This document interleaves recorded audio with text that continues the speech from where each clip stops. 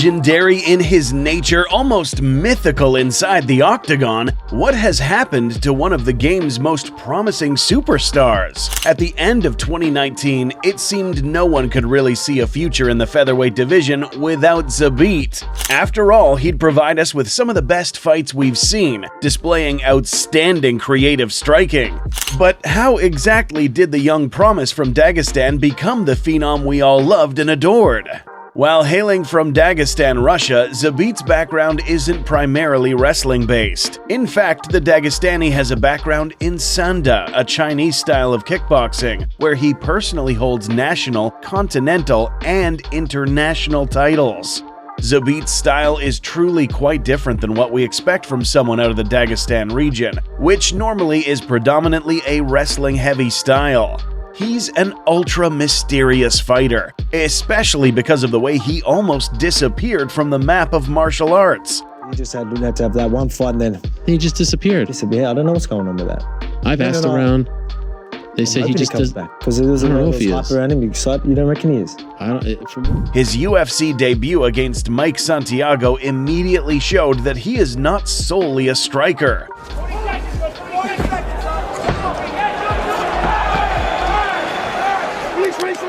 Zabit immediately got comparisons to Bruce Lee because of the way he'd flow inside of the cage. Magomedsharipov had the physical advantage over most of his featherweight opponents too. What made Zabit an exceptionally hard opponent is that even if your grappling was up to date, he had the option of taking it there if he'd see you were underqualified in either position. For what it's worth, Zabit's striking was used as a tool to make you so uncomfortable when standing with him that you'd now wish to wrestle with him. Position, looking to sit through. Shimon Moraes trying to build a frame, trying to keep his airways open. Oh, and there's a tap! The fight that truly made Zabit a superstar was his bout against featherweight Kyle Bochniak, a man that wasn't scared of Zabit. Zabit put on a masterclass on Bochniak. However, this wouldn't alter the American's persistence as he kept on coming forward. Zabit had a massive reach advantage over Bochniak, and he'd land the most absurd kicks known to man. Essentially, his timed approach would allow Magomedsharipov to land kicks at will, wheeling in Bochniak on a plethora of traps that would be set. All the credit to Kyle Bochniak. He was truly a tough opponent who was not afraid of Zabit despite clearly being a few levels below. It truly seemed as if Bochniak was set on putting his body at risk if it meant the fans got the privilege of watching the show. Coming into round 3, Bochniak was determined to give it his all. In the third round, Magomedsharipov displayed his advanced wrestling too, showing that his Dagestani origins remained intact. The end of the fight would have the entire Barclays Center on their feet applauding both athletes. They are standing and cheering at Barclays Center. Zabit Magomedsharipov. With the win under his belt, Zabit would take home an extra $50,000 for putting on the fight of the night. In his next bout, Zabit would once more display complete dominance. Creating an homage to Khamzat Chimaev, Zabit would secure a beautiful takedown. Now, in the second round, Zabit would showcase not only diverse striking, but also a beautiful judo throw. There's just such a fluidity, it just mixes everything so seamlessly.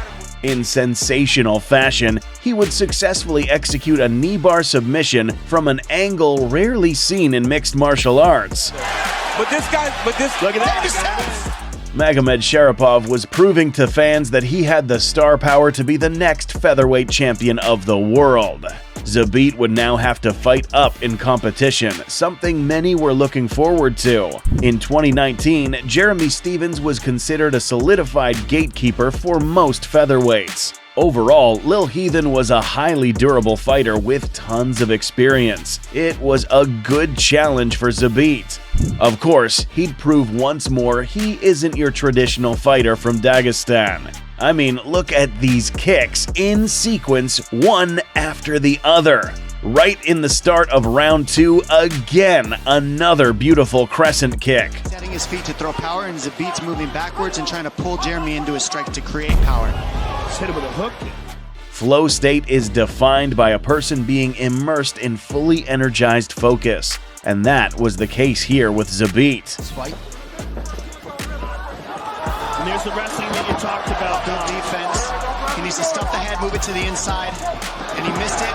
So Zabit. We also saw that Zabit had a very good chin, an element we hadn't quite witnessed before this bout. Despite the win, we did, however, see a potential risk in his game: his cardio. Calvin Kattar is known for his zombie-like resistance and cardio not going down easy. No one wanted to mess with Calvin Kattar, especially not in 2019. The show would go down in Moscow, one of the few times the UFC visited the motherland. The first round was pretty balanced. However, the general consensus was that Zabit had outpointed Kattar, particularly at range. At that moment, the fight was a complete banger. We're going to go on a short break. Back in 30 seconds. Once more in the second round of a fight, Zabit impressed us all with this judo throw. To know inside the mind of Zabit, because look at that, straight onto the back. Lovely control there, but great work by Kate. Even his kicking arsenal expanded to some brilliant capoeira kicks. The third round was the most balanced round of the entire fight, with both men landing. Kattar was growing, and once more we saw one of Zabit's sole flaw: his cardio. He's turning it on. He's got 2 minutes. Magomedsharipov would move back while Kattar would continue his pace forward. At the end of this fight, it was evident Zabit had won the first 2 rounds, while Kattar had the last one secured. Little did we know that, unfortunately, this would be the last time we'd see him inside that cage.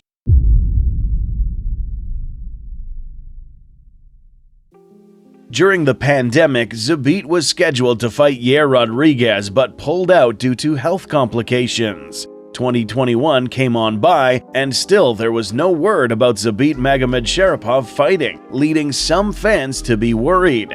Would we see Zabit ever fight again?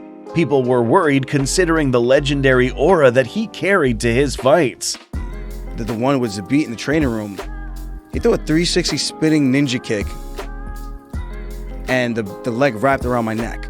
Oh, Jesus. I closed my eyes. I had never seen a ninja jump at me like that in a room, ever. As 2022 came around, it was rumored that Zabit was finally making his comeback, only for the rumors to be shut down by him personally. Zabit would announce his retirement from the game with plans of becoming a doctor. The reasons for retirement? Religion and health.